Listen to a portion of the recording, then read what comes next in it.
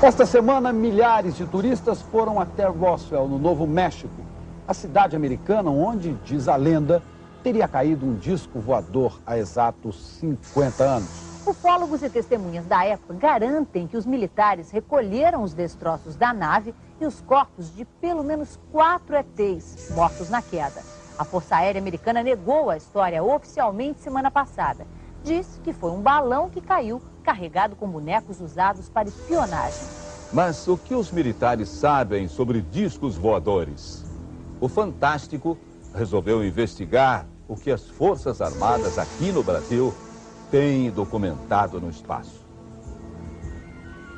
O Brasil também tem o seu caso Roswell. Teria acontecido em janeiro de 96 em Varginha, sul de Minas. Depois de meses de investigação, ufólogos chamaram a imprensa para afirmar que uma criatura alienígena teria sido recolhida por militares da Escola de Sargento das Armas em Três Corações. O então comandante da escola, general Sérgio Lima, desmentiu. Nada temos a esconder. Pesquisadores civis sempre afirmaram que os militares sabem muito sobre OVNIs, mas escondem essas informações do público. Isso é verdade ou fantasia? Novembro de 54. O coronel Adil Oliveira, chefe do Serviço de Informações do Estado-Maior da Aeronáutica, declara em palestra promovida pela Escola Superior de Guerra: os governos devem investigar o fenômeno OVNI cuidadosamente. Maio de 86. O ministro da Aeronáutica, brigadeiro Otávio Moreira Lima, chama a imprensa para afirmar: todo o sistema de defesa aérea nacional tinha sido posto em alerta por causa do aparecimento de 21 OVNIs sobre o céu de São Paulo. Os objetos foram detectados no radar, vistos e perseguidos por caças F-5, mas se afastavam a velocidades impressionantes. O brigadeiro Moreira Lima prometeu um relatório oficial que jamais foi divulgado. Sabe que essas coisas, elas começam a ser divulgadas de uma forma que possa causar, assim, talvez preocupação e às vezes até pânico, né? Então, o cuidado que se tem é de não se divulgar nada que nós não possamos explicar. O capitão da reserva Basílio Baranoff, que hoje trabalha no Instituto de Aeronáutica e Espaço em São José dos Campos, fez uma extensa pesquisa não oficial sobre os incidentes daquela noite. O documento afirma que os sistemas de radar da aeronáutica detectaram OVNIs em várias ocasiões durante aquele ano. Ele garante que as Forças Armadas levam o assunto muito a sério e revela que em 69, o comandante da 4ª Zona Aérea, brigadeiro José Vaz da Silva, morto há 3 anos, criou o CIOANI, Sistema de Investigação de Objetos Aéreos Não Identificados. Documentos confidenciais mostram que o CIOANI tinha uma organização bem sofisticada. Essa organização previa laboratórios, que era o LIOANI, de pesquisa, né, para efetuar realmente pesquisas científicas a respeito desses objetos. De 69 a 72, o CIOANI publicou boletins reservados contendo dezenas de relatos de aparições de OVNIs. Pela natureza da organização militar, ela tem um aspecto estratégico, né, da segurança nacional, e também ela tem interesse de saber do que se trata, quer dizer, o que são esses objetos voadores não identificados.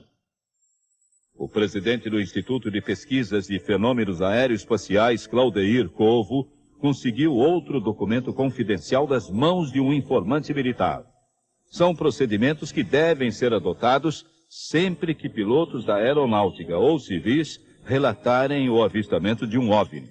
O artigo 4.7 é claro: havendo telefonemas de jornalistas ou curiosos solicitando informações, responder que não está autorizado a fornecê-las. É muito importante as informações que recebemos extraoficialmente dos militares, porque eles confirmam que realmente o fenômeno existe, que está ocorrendo.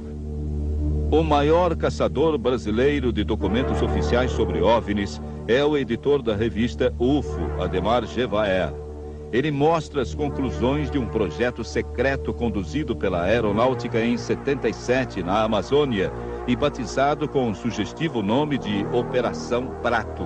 A Força Aérea Brasileira foi tocada para o local para fazer coleta de informação de ocorrências ufológicas que são relatadas pelos ribeirinhos, pelos nativos do local.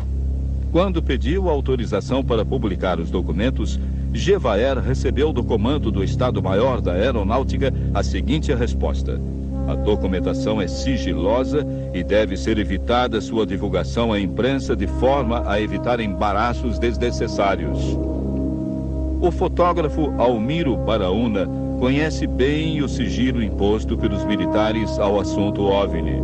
Em janeiro de 58, participando de uma missão científica a bordo do navio Almirante Saldanha, da Marinha, fotografou um enorme disco voador sobre a ilha de Trindade. Os oficiais teriam pedido que Baraúna não divulgasse as fotos. Eles me explicaram o seguinte: é que esse negócio for muito divulgado, pode causar pânico na população. O fotógrafo conta também que dias depois foi entrevistado em dependências do Serviço Secreto da Marinha. Tem uma sala, uma instalação parecendo com cofre de banco. Aquelas gavetas. E eu vi em cima da mesa, uma mesa grande, uma série enorme de fotografias de disco, todo tipo efetivo. Um oficial da Aeronáutica, que não pode ser identificado, entregou ao Fantástico a gravação de um diálogo entre operadores do Sintacta em Brasília e 2 pilotos civis no momento em que estariam sendo seguidos por discos voadores.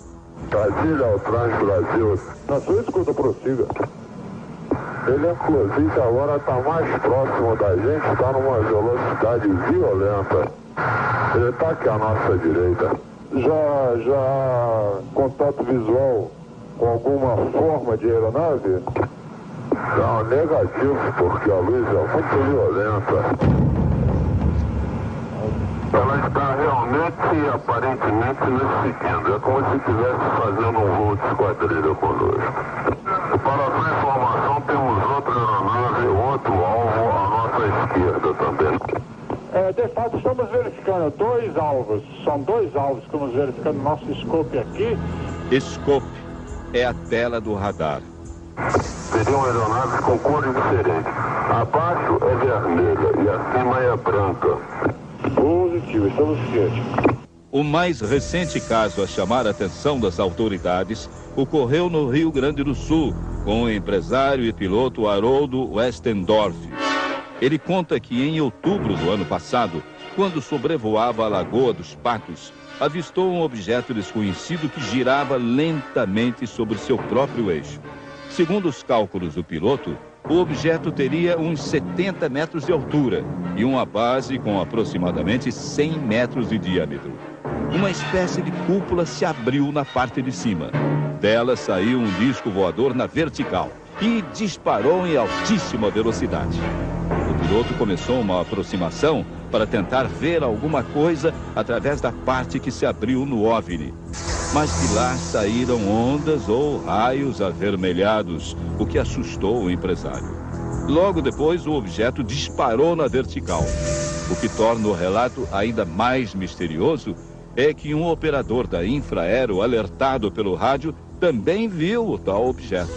Daqui, do aeroporto, estava sendo um objeto na forma de triângulo com vértice superior arredondado. E uns 10 ou 15 minutos depois, esse objeto sumiu na vertical.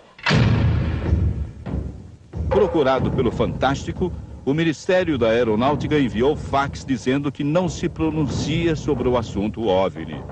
Mas, se o ex-ministro Celso Furtado estiver certo, temos um presidente que já viu um disco voador. Aconteceu em Fortaleza, em 79. Dona Ruth Cardoso também estava lá. Todos testemunhamos que esse objeto era realmente estranho, no sentido de que ninguém teve uma explicação para o fato. Era um objeto com uma luz intensa, mas não muito irradiante. E que eu pensei que fosse um helicóptero. mas ele se deslocou verticalmente e de forma brusca, em seguida horizontalmente. Hoje, o presidente Fernando Henrique não quer falar sobre o episódio. Nada temos